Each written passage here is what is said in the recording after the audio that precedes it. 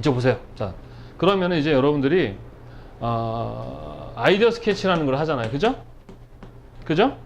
자, 아이디어 스케치의 종류는 몇 가지가 있습니까? 대답해봐. 3가지가 있죠. 왜 대답을 안 해? 네? 이쪽 아이디어, 이쪽 기획 관련한 이제 업무를 하는 일을 하시는 분도 계실 건데, 이 현직에서 만약에 기획 관련한 일을 하게 되면 제일 많이 하는 것 중에 업무 중에 하나가 뭔지 아십니까? 회의입니다. 회의. 네, 회의할 때 적극적으로 참여 안 하고 옆에 앉아 있다가 막 얘기하는데 뭐 이렇게 막 하는 등 많은 이렇게 하잖아요. 뭐 어떻게 되냐? 욕 엄청 얻어 먹습니다. 그래서 뭐 꼭 대답을 엄청 하라는 건 아니지만 그래도 이렇게 말을 하고 생각을 하려고 노력을 하셔야 됩니다. 알겠죠? 그리고 저녁 시간에는 저도 힘들고 여러분도 힘들어서 좀 힘있게 하려고 노력을 많이 하는데 막 이런 거 있잖아요. 가수들이 신나게 놀다가 다 같이 이랬는데 아무도 얘기 안 불러주는 그 느낌? 예, 막 다 같이 그랬는데 아예 그럼 혼자 이런 느낌? 막 이래요. 좀 대답 좀 해주세요. 자, 그래서 아이디어 스케치는 3가지가 있어요. 하나는 무슨 스케치? 썸네일 스케치라는 게 있습니다. 뭐가 있다고요? 썸네일. 그 다음 뭐가 있습니까? 두 번째는 러프 스케치. 마지막은 콤프 스케치라는 게 있습니다. 그러면은 뭐 콤프렌시브라고 얘기도 하는데, 자, 아이디어 스케치를 하는 이유가 왜 하는 거예요? 아이디어 스케치 왜 하는 겁니까? 네? 이런 거부터 우리가 알아가야 돼. 아셨죠? 자, 사람은 속사람이 있고 겉사람이 있다고 얘기했었죠. 그죠? 그러면 그 아이디어는 주로 누가 내는 거야? 속사람이 내는 거예요. 그죠? 그 속사람은 보여, 안 보여요? 안 보이죠? 그 속사람의 마음은 누구를 통해서? 겉사람의 어떠한 5가지 감각을 통해서 전달되죠? 근데 그 속사람의 마음이 100% 겉사람을 통해 전달되지는 않아요. 속사람의 마음과 달리 겉사람이 에너지가 없으면 그 에너지만큼만 표현을 하다 보니까 오해가 생긴다 했었죠? 자, 그래서 그 내 마음에 있는 내용을 누군가에게 설명을 해야 되잖아요. 그죠? 특히 뭐 나한테 일을 준 사람을 우리 뭐라 그래요? 광고주 또는 클라이언트라고 하잖아요. 그죠? 일을 준 사람에게 내가 그 사람이 나한테 이렇게 해주세요 했으면 이렇게 했습니다라고 설명해야 되잖아요. 근데 말로 설명하면 분명히 내 머릿속에는 너무 화려하고 너무 누가 생각해 너무 좋은 거야. 그런데 그걸 표현하고 설명을 해주면 그 사람이 내가 한 생각대로 생각하나요? 안 하잖아. 그러니까 어떻게 해야 돼? 최대한 그 사람이 이해할 수 있도록 그림도 보여주고 사진도 보여주고 영상도 보여주고 말도 하고 재롱도 떨고 뭐 밥도 먹이고 막 이래가지고 설득시키잖아요. 그런 노력이 있죠? 예, 근데 돈을 안 주면 안 해, 그지? 예, 여자친구, 남자친구한테 그렇게 안 해, 그죠? 돈을 안 주니까. 여하튼 나의 생각을 설명하는 데 있어서 가장 게 뭐예요? 스케치겠죠? 그림적이고 사진 이런 걸 보여줘야 되잖아. 그게 스케치. 그러니까 첫 번째는 클라이언트한테 내 생각을 뭐 하려고? 설명하려고 하는 게 아이디어 스케치. 두 번째는 내가 한 아이디어를 내가 만들면 상관없는데 다른 사람이 만들 수도 있잖아요. 응? 그 사람한테 뭐 해야 돼? 어떻게 하라고? 설명을 해야 되죠. 우리 제자들 이 편집 디자인 쪽 일할 때 되게 짜증스러워하는 게 뭐냐면 이 업무 오다를 주는 사람들이 대충 한다는 거죠. 이렇게 해주세요. 그래서 그렇게 하면 왜 이렇게 했어요? 라고 그래요. 그럼 지는 아니까 설명을 잘해 안 해? 그러니까 착각하는 거야. 자기가 다 아면은 남도 알 거라고 생각해서 대충 설명한다니까요. 그러니까 대충 설명해놓고도 지는 다 설명했다고 착각하는 거야. 그럼 이야기를 들은 사람은 되게 답답한 거죠. 그죠? 그럼 계속 수정해야 되죠. 그러니까 줄 때 어떻게 해야 돼? 한 번에 잘 이해할 수 있도록 스케치를 잘해준다든가 설명을 잘해서 주면 그만큼 서로 짜증 안 나잖아요. 시간도 줄일 수 있고, 그지? 그래서 아이디어 스케치를 하는 이유 2가지 이유가 뭐라고? 하나는 클라이언트에게 설명하고 작업하는 사람에게 설명하기 위해서. 자, 그러면 이제 스케치를 하는 이제 그 이유는 2가지가 있어요. 하나는 이제 하여튼 전달하기 위한 것이고 또 하나는 뭐냐면 아이디어를 내 안에서 내잖아요. 그죠? 그럼 나 혼자서 아이디어를 내면 그걸 형태를 만들어야 되겠죠? 그럼 스케치를 통해서 모양 만들죠? 근데 항상 우리 시간 지나고 돌아보면 후회해요? 만족해요? 창피해요? 만족해요? 항상 보면 창피하잖아. 그러니까 시간이 지나고 나면 뒤를 돌아보면 문제들이 보인단 말이죠. 그래서 여러분들이 스케치한 거를 다시 보잖아? 그럼 항상 뭐가 보여? 문제가 보인다. 그럼 그걸 다시 뭐 해야 돼?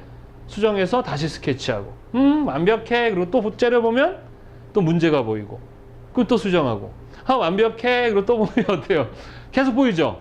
그렇게 수정을 그렇게 하는 거예요. 그래서 썸네일 스케치, 러프 스케치는 바로 이건 누가 하는 스케치? 나가 하는 스케치. 나가 하는 스케치. 알겠죠? 뭐 하려고? 아이디어를 발상하기 위한 스케치가 바로 썸네일과 러프 스케치입니다. 아셨어요? 그럼 콤프 스케치는 우리 완성형이라 그러죠? 그죠? 이 스케치를 왜 하는 거야? 소통하려고. 뭐 하려고? 소통하려고. 이렇게 되는 거죠. 과거에는 처음엔 썸네일, 러프, 콤프를 작업해라 라고 시각 시험에 나왔었거든요. 그러더니 러프와 콤프를 그려라 라고 나왔어요. 근데 최근 시험이 뭐로 바뀌었어? 러프만. 그럼 러프는 어떻게 그려야 되느냐? 여러분 마음대로 그리시면 됩니다. 러프와 콤프의 차이는 뭐냐? 콤프는 정말 완성형, 못 그리는 사람도 완성형, 잘 그리는 사람도 완성형으로 그려야 되는 거고, 러프는 뭐야? 잘 그리는 사람은 잘 그리고 못생기게 못 그리는 사람은 못 그리면 되는 거야. 지 실력대로 그리면 돼요. 아셨죠? 그래서 어떤 친구는 그 러프는 대충 그려야 되는, 그 대충을 일부러 그리려고 그래. 자기는 잘 그리는데 러프를 어떻게 그려요? 그래서 대충이요. 그걸 일부러 그리고 있어. 그럴 필요 전혀 없어요. 잘 그리면 돼. 이거 남 보여주는 게 아니니까. 내가 아이디어 발상했다는 거 보여주는 거잖아요. 그러니까 큰 형태는 어떻게 해요? 모양을 다 그려주시고요. 작은 것들은 이렇게 표시만 해주시면 됩니다. 생각을 해봐. 우리 아이디어 스케치 몇 시간 작업해요, 이제? 2시간 하잖아. 2시간에 보통 러프 4개에서 5개 그리라고 하거든요. 거기다 이것도 바빠 죽겠는데 뭐도 쓰래? 기획서라는 걸 쓰게 한단 말이죠. 2시간 만에 돼요? 보통은 기획을 1시간 하시고요. 작업을 몇 시간? 1시간 이렇게 하시면 되겠습니다. 이해되셨어요? 그러니까 그림은 여러분 대충 그리는 거 아니에요. 아셨죠? 대충이 아니라 보고 그게 이거구나 정도 알 정도로 그리시면 돼요. 못 그리면 못 그리는 대로, 잘 그리면 잘 그리는 대로 하시면 됩니다. 아셨어요? 이해하셨어요? 그림 입시 미술 좀 하신 분 손 들어보세요. 뭐 이런 분들은 그냥 대충 하세요 그냥. 예. 그리고 낙서 좋아하시는 분, 낙서 좋아하시는 분들이 저같이 낙서죠. 저는 하여튼 펜과 종이만 있으면 아무데나 막 낙서를 하고 그림을 그립니다. 평상시에 시간이 없어서 연습을 하는데 그렇게 하시면 됩니다. 이해하셨죠? 시험 볼 때 마찬가지. 사실은 이 컴프보다는 이 기획서가 더 중요합니다. 옛날에는 있잖아요. 그림을 잘 그리면 어쩌다가 그 그림의 아이디어에 맞게 작업을 하다 보니까 이 평가하는 사람들이 자기 수준에서 평가를 해서 합격을 시켜주거든요. 근데 지금은 기획서를 쓰기 때문에 어때? 다 뽀록나요. 못 그렸는데 기획서가 좋으면 붙어요. 그런데 잘했어. 와 하고 감독관이 잘했는데 봤는데 기획이 그 사람과 다르게 하면 좋은 점수 얻을 수가 없습니다. 이 시험이 참 골 때리는 시험이에요. 쉬운데 어려워. 왜냐하면 시각 디자인의 뭔지 그리고 왜 광고하는지 이런 것들을 모르고 공부를 하니까 되게 어렵습니다. 이해만 하면 돼 진짜로. 현직 디자이너들도 팍팍팍팍 다 떨어집니다. 그리고 그림 되게 잘 그리는 친구들은 되게 무서워해요. 도대체 이 짧은 시간에 이 정도 수준의 그림을 그렸는데도 왜 떨어지게 하냐 이거죠. 그럼 얼마나 더 잘 그려야 되냐 이거죠. 그거 생각 때문에 떨어지는 거예요. 무슨 말인지 아시겠죠? 그럼 아이디어 컨셉이라는 걸 잡아야 돼. 컨셉을, 그러니까 그 짧은 시간 안에 컨셉 잡는 훈련입니다. 자, 아이디어는 정답이 있다 없다? 없어요. 정답 있는 게 아니야. 그때 달라요. 아셨어요? 그때 달라. 여러분은 있잖아. 마음 자세를 바꾸셔야 돼요. 그러니까 뭐부터 결론 지으려고 하면 안 되고 먼저 뭐부터 해야 돼? 항상 기획하려고 노력하셔야 돼요. 뭘 그릴까가 아니라 뭘 전달할까를 고민하셔야 됩니다. 무슨 말인지 이해되십니까? 근데 이해는 하는데 실제 해보라고 하면 진짜 냅다 못해요. 자, 이쪽 보세요. 봐봐. 잘 봐봐.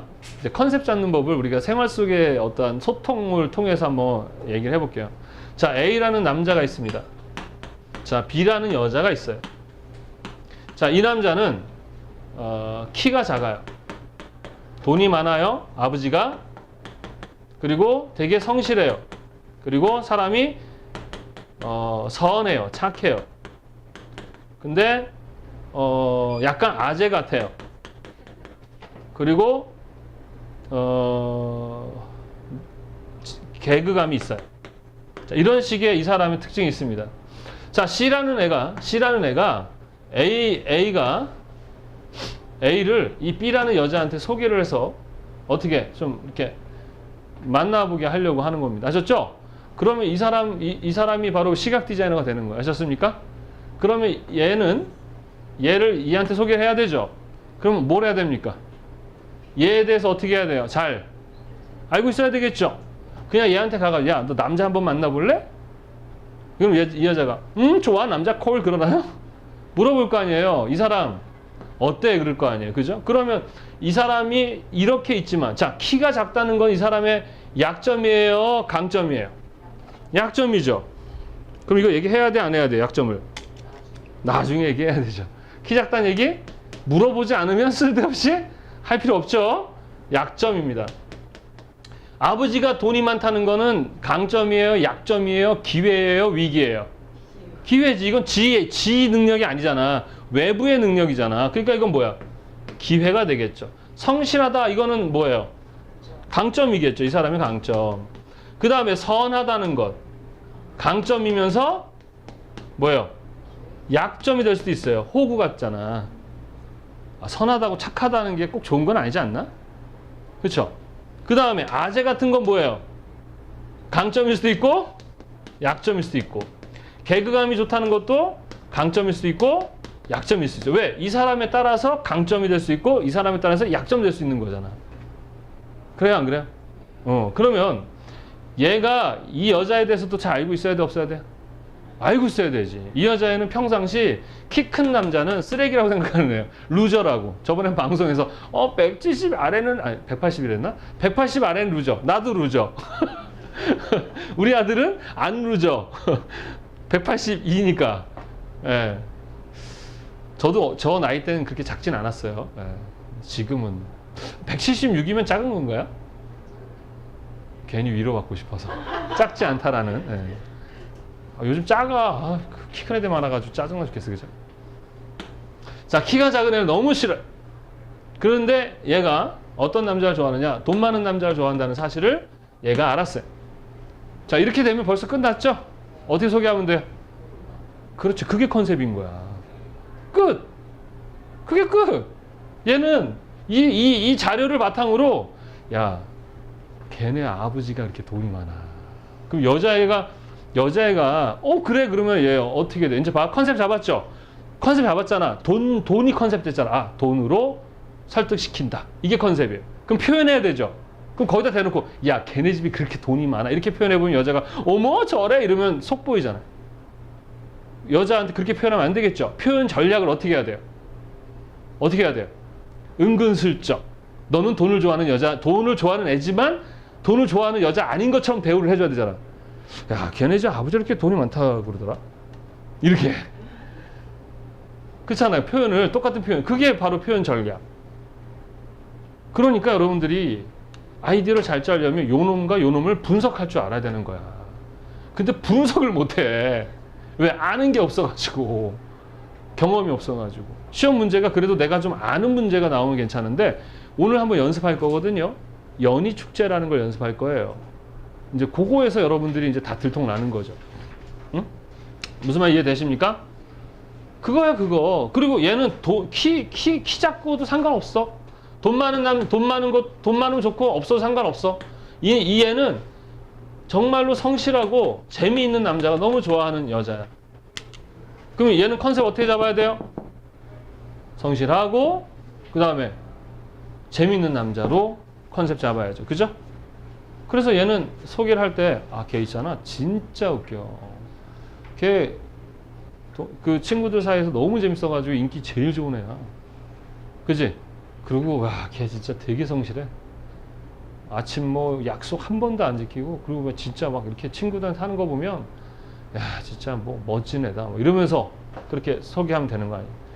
근데 돈 좋아하는 여자한테, 야, 걔가 그렇게 개그감도 있고 이래. 그럼 얘가 뭐라 그래요? 웃으면서, 좋은 애인데 싫어. 이러죠?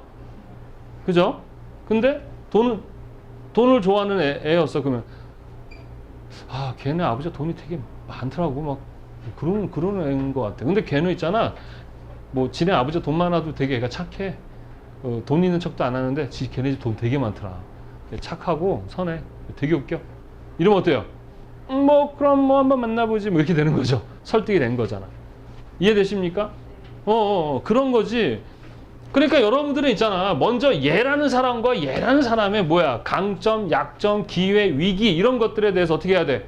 그리고 소구 대상 타겟이 뭘 원하는지, 니즈, 요것만 알면 뭐가 나와? 방법이 나오는 거예요. 그러니까 그림 어떻게 그릴까가 아니라 주어진 시험 문제를 보고 어떻게 어떤 것을 무엇을 전달할까를 결정하는 게 되게 중요한 거예요. 그거만 딱 잡으면 끝난다니까요. 이해되셨어요? 자, 그러면 이제 어떻게 표현하는가? 자, 우리가 정보를 전달할 때 쓰는 것은 일단은 이제 인쇄 매체죠, 그죠? 이제 어떤 인쇄 매체를 통해서 전달하다 보니까 자, 영상 매체가 더 정보 전달하기가 좋아요? 인쇄 매체가 좋아요? 이렇게 대답하시면 안 되는 거예요. 우리는 그때 달라요라고 얘기를 하셔야 돼요. 그냥 나의 생각, 나의 어떤 경험을 가지고 딱 얘기해버리면 안 돼. 항상 정답이 없다 그랬잖아, 그지? 자, 예를 들어서 되게 못생긴 애가 편지를 쓰려고 그래요, 여자한테. 그럼 영상 편지 써야 돼요? 손편지 써야 돼요? 손편지를 써서 먼저 마음을 속사람을 막 어디 감동을 해놔야죠. 속사람이 좋으면 겉사람이 잘생겨 보이기도 해요. 그렇다니까요. 겉사람은 좋은데 속사람이 재수없을 수도 있다니까요. 그러니까 속사람을 감동시키는 방법은 뭐 글을 통해서 먼저 감동을 시켜야죠. 근데 지가 좀 어디 가도 좀 외모적으로 괜찮아. 그럼 어떤 편지 써야 돼요? 영상 편지 써야 되죠. 그죠? 이러면서 사랑해! 뭐 이러면서, 그죠? 재수없죠? 웃기잖아. 은근 좋아하죠. 일단 잘생겼으니까. 선생님도 진짜 원빈처럼만 생기면 말을 지금의 한 3분의 1만 줄여야 되는데. 못생겨서 말이 많아요. 말을 많이 해야 또 호감을 얻고 그러니까 되게 말 많아. 할 수 없지 뭐. 자, 어쨌든 시험 볼 때 그래서 인쇄 매체다 보니까 이 안에서 어떤 정보를 전달해야 되니까 쉬워요, 어려워요? 어렵죠. 보통 요 인쇄 매체는 세 가지로 이루어져 있어요. 하나는 제목, 뭐라고요? 제목, 아셨죠? 두 번째는 뭐로 돼 있어요? 이미지. 세 번째는 뭐가 있습니까? 내용. 요 세 가지로 보통 크게 나눌 수 있어요. 아셨죠? 자, 이 광고가 위치는 바뀔 수 있어요. 아셨죠? 이미지가 위에 있을 수 있고 제목이 아래에 있을 수 있고 그다음 내용이 위에 있을 수 있고 다른 게 내려갈 수 있어요. 어떤 근거로 그렇게 할까요? 중요도에 따라 바뀔 수 있는 거야. 그지? 정답은 없어요. 그냥 그 상황에 맞춰서 언제든지 바꾸면 되는 거야. 근데 그 바꿨을 때 뭔가 잘 전달한다면 그게 더 창이야. 에? 그러니까 이게 그 지하철 안에서 어떤 아저씨가 탁 들어왔는데 진짜 완전 말이 기계적이야. 여러분 안녕하십니까? 양복 입고 막 어쩌고 저쩌고 합니다. 그랬어요. 완전 프로예요. 사요 안 사요? 안 사더라고. 근데 그 아저씨 탁 나갔더라고요. 근데 다음에 어떤 아저씨가 들어오는데 뻘쭘해 하면서 들어와요. 그래서 저기요, 이러면서 여러분 저 이거 막 이러면서 하니까 되게 못하더라고. 근데 되게 안쓰러워요. 근데 정말 기적적인 건 저기요 사주고 저기요 사주고 저기요 막 사주는 걸. 그래서 좀 헷갈렸어요. 저 아저씨 프로인가? 왜냐면 아니 그렇게 대단한 사람이 뭘 양복을 입고 그 지하철에서 그걸 파냐고요. 그렇게 훌륭한 거면은 진짜 벌써 사람들이 막 난리가 났겠지. 거기에 맞는 컨셉을 잡아야 되잖아요. 불쌍하고 뭔가 도와주세요 이런 느낌이어야 되잖아. 근데 그 아저씨 보면서 아씨 되게 이상하네. 이게 뭐지? 이런 딱 나가자마자 이럴 수도 있잖아. 왜 이랬어?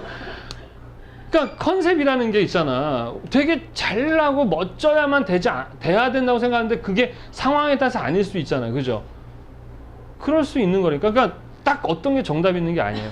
그래서 시험 문제를 딱 보면 일단 문제부터 좀 보고 그 문제를 파악을 해야 돼요. 근데 파악도 안 해. 이따 이제 나올 거야. 이제 어떤지가. 네. 항상 우린 질문해야 하거든. 막 연희축제라는 걸 하잖아. 그죠? 연희축제가 뭔지 아는 사람 손 들어보세요. 모르잖아. 그럼 시험 문제에서 연희축제 설명해줘요? 안 해줘요? 해주죠. 우리 광고를 우리가 전달해주는 우리가 자, 이 제품 팔아봐. 이게 뭐게 이렇게 주는 게 아니에요. 충분하게 자료를 달라고 요구를 해야 되는 겁니다. 광고주한테. 그죠? 근데 시험 볼 때는 가장 중요한 내용을 준단 말이지. 그러면 그거 안에서 물론 시험 볼 때는 이제 그거 안에서만 해야 되니까. 그죠? 근데 실제 실무에서는 필요하면 요구하고 내가 또 찾고 막 이러는 거죠. 자료가 많은 만큼 유리해요? 안 유리해요? 경험 많은 게 유리해요? 안 유리해요? 유리하다니까. 아이디어가 왜 안 나와? 경험이 없어서. 아는 게 없어서 안 나오는 거예요. 네? 이해돼요? 예, 선생님이 여러분한테 어떻게 아이디어 내는 방법을 가르쳐 줄 거야. 그러니까 사실 어떻게 보면 문법이라고 할 수 있겠죠. 그 문법에다가 뭘 붙여야 돼? 자기의 감각과 표현과 형용사 뭐 이런 단어들을 갖다 붙여서 나름대로 어떤 창의를 발휘해야 되는 것처럼 여러분이 그렇게 하셔야 되는 거예요. 막 이 시험을 어떤 패턴이 있거나 무슨 방법론적으로 가르쳐 달라고 그래. 어떤 데는 뭐, 야, 절대 검은색 쓰면 안 돼, 이래요. 진짜 그렇게 가르쳐, 왜 안 써? 그러니까 모르겠대. 그러니까 저는 항상 물어보거든요. 왜 그렇게 해야 되는 거야? 그럼 대답은 없어요. 그냥 이래. 그냥이 뭔데? 우리는, 디자이너는 점 하나를 찍더라도 왜 찍었는지가 설명이 되고 그 점이 배려해야 돼요. 아셨어요? 소통에 도움이 돼야 되는 거예요. 왜 이렇게 했니? 이렇게 하는 이유는 이런데 이렇게 전달하는데 도움이 되니까 넣었어요. 이래야 되지. 그냥요. 있어 보이잖아요. 뭔가 뭐 꽉꽉 채워야 되지. 이러면 안 된다고요. 꽉꽉 채워도 상관없고 텅텅 비워도 상관없고 그러나 그게 이유가 있어야 되잖아. 여러분도 그렇지 않아요? 남자친구든 여자친구든 뭔가 나를 위해서 해줄 때 이유가 있는 게 좋아요? 아니면 그냥 대충 해주는 게 좋아요? 이유 때문에 감동받지 않아요? 똑같다니까. 디자인은 사람을 행복하게 하는 거예요. 그러니까 뭔가를 그림을 그리더라도 그냥 그리는 게 아니야. 하나라도 이유 있어서 그려주는 거라니까. 제품을 만들 때도 마찬가지로 배려하는 거라니까요. 그 원리만 알면 아이디어가 막 솟아 올라와요. 몰라서 그렇지. 자, 봐봐. 그래서 요 세 가지 가지고 이제 우리 보통 형태를 만들죠. 자, 우리 시각 디자인은 시각만 하는 건 아니에요, 사실은. 그죠? 뭐도 해요? 청각도 하죠. 후각도 하잖아, 소통할 때. 봐봐. 봐봐요. 사람들은 어떨 때 쾌감을 느끼냐면 이 오감이 일치할 때 행복감을 느껴요. 그리고 이 오감은 그렇게 시각, 후각, 청각, 촉각 이게 있는데 이 감각이 다 일치할 때 행복감을 느낀다고. 네? 자, 시각으로 어떤 되게 원빈 같은 남자를 봤어요. 그럼 시각적으로 그 원빈을 보면 뇌에서는 삶에 도움이 돼요? 안 돼요? 된다고 본다고. 잘생긴 건 착하다고 생각을 해요. 그래서 점수를 100점을 준단 말이야. 내 안 사람에게, 속 사람에게. 그 속 사람도 뭐 나쁘지 않겠죠. 그죠? 근데 가서 인사를 했더니 목소리가, 청각이 원빈인데 외모는, 목소리는 안녕하세요 이래요. 남자인데. 그럼 어때요? 깨져? 그럼 여기서 점수를 깎아먹는단 말이야. 100점에서 올라가요? 내려가요? 내려가겠지. 경험상 그런 목소리는 좀 약간 거시기 할 수 있다라는 나의 편견이 있잖아요. 그죠? 그렇지만 요 속사람이 뭐라 그래? 아니야. 목소리는 뭔가 문제가 있는 거지. 잘생기면 됐지 뭐. 이러고 이제 얘가 한 번 더 도전을 하죠. 그랬더니 갔더니 그 남자 몸에서 쉰내, 똥내, 땀내가 나는 거예요. 그러면은 확 깨져. 후각 점수가 내려요, 올려요. 그럼 우리의 경험은 뭐라 그래? 더러운 인간, 불성실하거나 이러겠지라고 해서 점수를 깎인단 말이에요. 점점 좀 싫어지겠죠. 피부도 막 썩은 피부. 막 이러면 안 되잖아. 벌써 인상 막 상상하니까 어때? 여자들은 되게 상상해. 자기한테 있을 일도 아닌데. 응? 무슨 말인지 알죠? 근데 남자들이 이쁘면 그걸 다 참아낼 수가 있어요. 약간 여자와 남자는 다르죠. 그런데 그 다른 정보들을 가장 많이 흡수하는 부분이 시각입니다. 아셨습니까? 그래서 시각이라는 대표성을 놓은 거지. 원래는 오감 전달 디자인 이렇게 얘기를 해야 되는 거지. 근데 뽀대가 안 나잖아. 그러니까 뭐라 그래? 비주얼 커뮤니케이션이라고 해서 시각을 갖다 놓은 것 뿐이에요. 이름을 그렇게 진 거죠. 왜 이름을 왜 뭔가 뽀대 뭐죠? 색채 디자이너 그러면 되는데 뭐 컬러리스트 이렇게 짓는다든가 비주얼 커뮤니케이션 디자이너 이렇게 하는 거는 뭘까? 있어 보이려고 하는 것 같아요. 그죠? 뭔가 있어 보여. 그죠? 시각 디자이너. 참 디자이너라고 하면 사람들은 본능적으로 그렇게 나쁘게 생각 안 해요.